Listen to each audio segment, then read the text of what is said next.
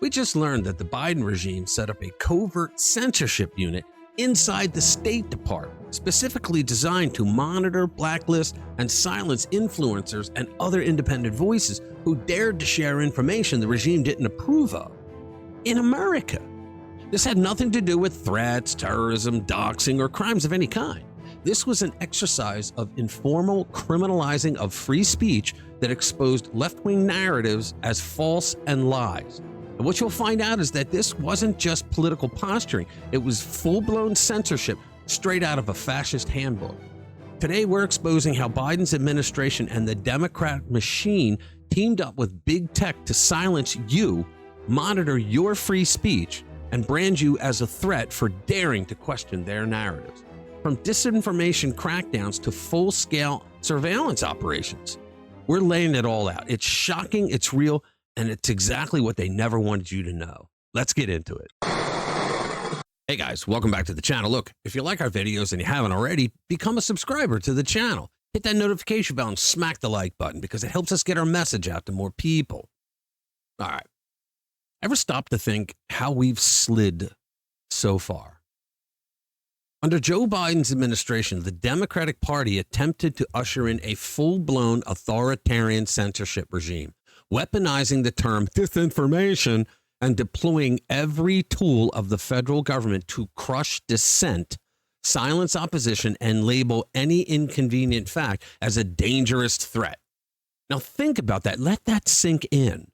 This wasn't done in secret. It happened in plain view. Their army of bootlicking sycophants in the fake news media helped the Biden regime to get across the idea that not accepting the narratives and declarations of leftist institutions was an actual crime. Meanwhile, the only ones committing actual crimes were those in the Biden administration that played a part in it. And I'd like to point out that silencing political opposition, that's not liberalism, guys. That's not protecting our society. That's textbook fascism. The bureaucrats complicit in the great silencing weren't just stifling dissent. They were doing real harm. Their censorship kept life-saving facts from the public during COVID and protected dangerous individuals from scrutiny simply because they belonged to progressive protected classes, leaving everyday Americans vulnerable and uninformed. It's hard to believe. Believe me, I get it. But this wasn't some sci-fi fantasy. It played out in real time on U.S. soil against American citizens. Now, thanks to the Twitter file dumps of Elon Musk and other internal documents, we now have the receipts.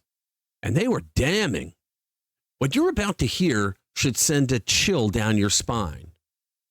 Back-channel censorship requests, proxy operations, a coordinated effort between federal agencies and big tech who were being forced to do it to monitor what you say, what you share, and what you believe. Now, let me say this. I don't blame the social media companies, even if some of them were run by progressively dark and evil people that didn't mind doing it. The Biden government forced these companies to censor free speech because the U.S. Constitution says the government can't do it themselves. Now, that's fascism 2.0, and I don't care what level TDS you suffer from. Forcing corporations to do the dirty work of government is one of the classic hallmarks of fascism. And the Biden regime was doing it in order to pull off the other classic hallmark of fascism, to silence the opposing viewpoint. People who censor opposition speech are usually afraid that their own ideas will be defeated in the arena of ideas, mostly because liberalism doesn't provide enough ammunition to beat truth in the arena. All right, now let's bring in Secretary of State Marco Rubio, who dropped a bombshell in a viral White House clip. The State Department actually set up an office to monitor Americans' social media posts and label them disinformation. Let me repeat. The Biden government was actively scanning your social media posts. Give it a watch. Something else we got out of the business of, well, it wasn't widely reported, or maybe it was. We had an office in the Department of State whose job it was to censor Americans. Yeah. And by the way, I'm not going to say who it is. I'll leave it up to them. There's at least one person at this table today who had a dossier in that building of social media posts to identify them as purveyors of disinformation. We have these dossiers. We are going to be turning those over to these individuals. Me or Elon? There's JD Vance. We can follow up with the media story. Well, we are going to turn over these dossiers to the individuals, and they'll decide whether they want to disclose it or not. But just think about it. The Department of State of the United States had set up an office to monitor the social media posts and commentary of American citizens to identify them as vectors of disinformation. Now, can you believe that? Did you hear JD Vance? He hit it out of the park when he asked, was it me or Elon Musk? Because when you think of dangerous posters, that's the left's enemy list. And believe it or not, it gets better or worse, depending on your blood pressure. There's an official government memo detailing a digital literacy campaign. It sounds good, right? No.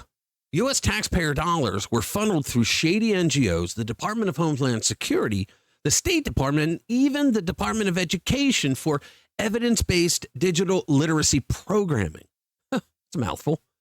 And in case you suffer from TDS levels 3 and above, this wasn't about education. It was about censorship, plain and simple. These people were evil, the Biden administration. Okay, just take a look at 2.1.1 and 2.1.2.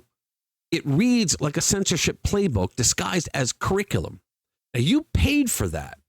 They used it to muzzle you, and you paid for it. And then came the Disinformation Governance Board. You remember that gem? Dubbed Biden's Ministry of Truth. It was fronted by none other than Nina Jankowicz, the TikTok singing influencer who proudly called the Hunter Biden laptop scandal Russian disinformation. Now think about this.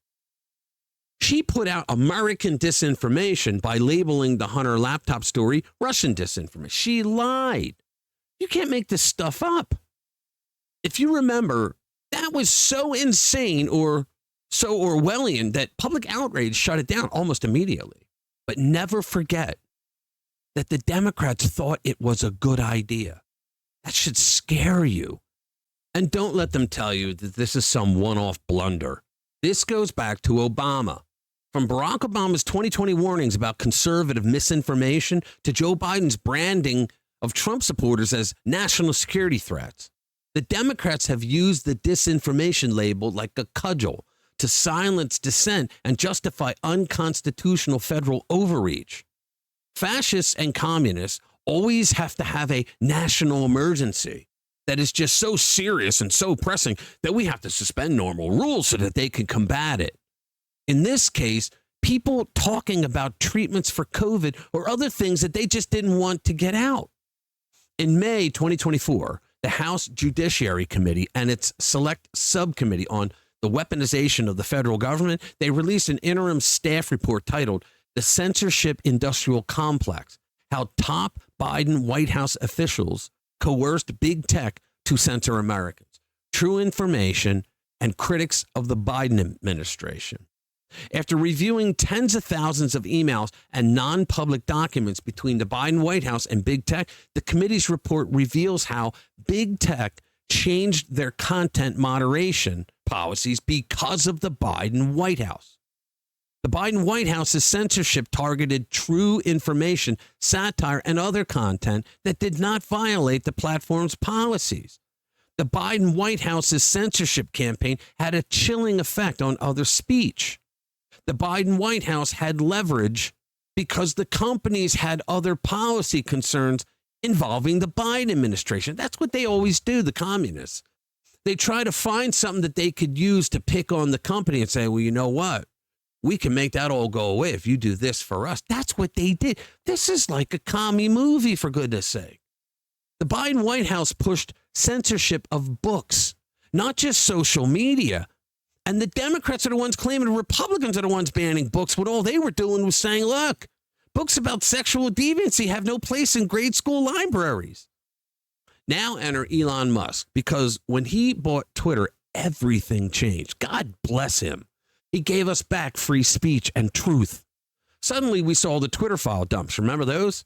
We saw the names. We saw the requests. Government officials were asking to suppress tweets, censor voices, and even monitor U.S. senators. Yes, U.S. senators. This wasn't just a smear campaign, guys. It was an information war run straight out of the Soviet Union's manual. And now the question becomes, what are we going to do about it? We can't let this blatant First Amendment hijacking slide. Every corner of this unconstitutional nightmare needs to be audited from top to bottom. Congress has to act, and now. Because what Democrats toyed with wasn't just an experiment. It was a full-blown assault on your freedom of speech. We are living in a moment where silence is not an option. The silver lining, though, is that people are waking up. The veil's been lifted. The Biden censorship isn't seen as a conspiracy anymore. It was policy. People are waking up. You're not just watching history unfold. You're helping to expose it by watching this video and sharing it with your friends and other like-minded people. The word should get out that Trump is fighting all of this 1984 stuff. So keep speaking truthfully. Keep digging for answers to expose. And freedom survives when truth refuses to stay buried. All right, thank you for watching. I'll see you in the next one. Little by little, piece by piece, I take back what's been stolen from me. Little by little, piece by piece, until I'm complete.